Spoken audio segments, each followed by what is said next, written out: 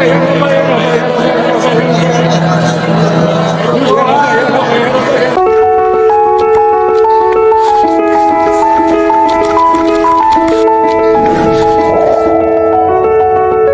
semuanya, kembali berjumpa dengan saya Relly di channel yang pastinya kita akan membahas materi-materi pinggir jurang yang jarang dan takut untuk dibicarakan, enggan untuk dibahas dan cenderung untuk dihindari.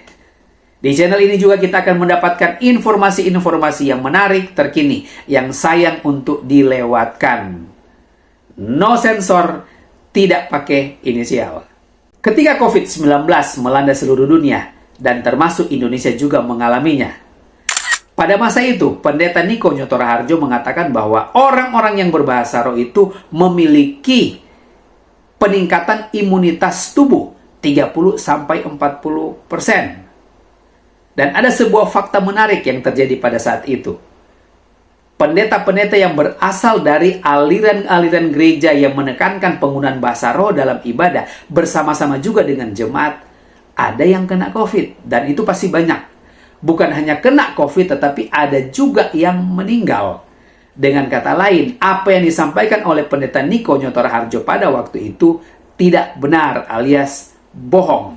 Ada sebuah video yang beredar di media sosial Facebook, di mana ada sekelompok orang atau jemaat yang hadir dalam sebuah rumah duka, berusaha menggunakan bahasa roh itu untuk membangkitkan orang mati.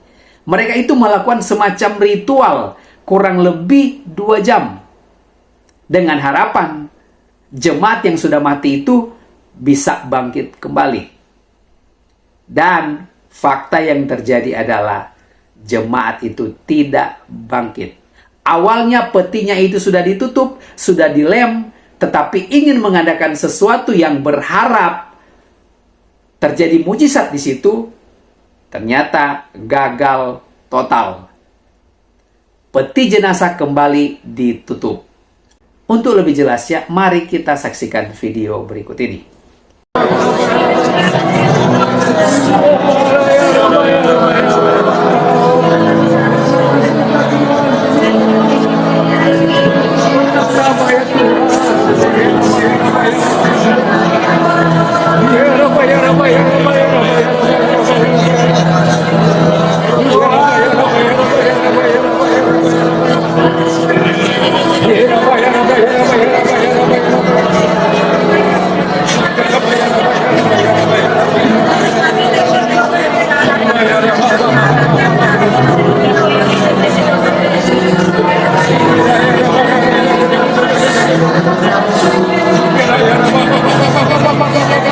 Sangat jelas apa yang terjadi di rumah duka itu.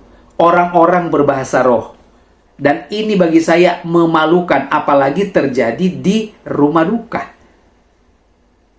Di tempat itu pasti yang hadir bukan hanya orang-orang Kristen. Pasti ada orang-orang yang beragama non-Kristen. Dan ketika mereka melihat praktek seperti ini, dan tidak terjadi mujizat, orang yang mati tetap mati, tidak bangkit. Orang-orang atau jemaat-jemaat yang menggunakan bahasa roh di dalam rumah duka itu dianggap sebagai orang-orang gila. Sama seperti yang Paulus katakan di dalam 1 Korintus pasal 14 ayatnya yang ke-23. Dan memang sekarang banyak orang seperti orang gila di dalam pertemuan-pertemuan ibadah. Apalagi ini di dalam ibadah di rumah duka. Ini bukan mempermuliakan nama Tuhan, tetapi mempermalukan. Ini bukan menjadi berkat bagi banyak orang, tetapi menjadi batu sandungan. Memang dalam video ini tidak disampaikan atau tidak diberitahukan jemaat yang meninggal itu berasal dari gereja mana. Gereja mana yang melayani ibadah penghiburan, ibadah tutup peti.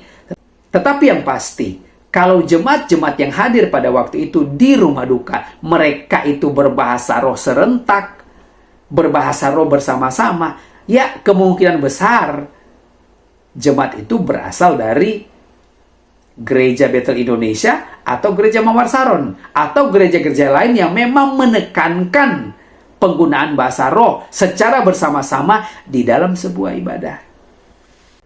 Inilah contoh praktek penggunaan karunia bahasa roh yang kebablasan dan salah, apalagi dilakukan di rumah duka. Cukup sampai di sini, dan kita akan bertemu kembali di video-video menarik berikutnya. Tuhan memberkati.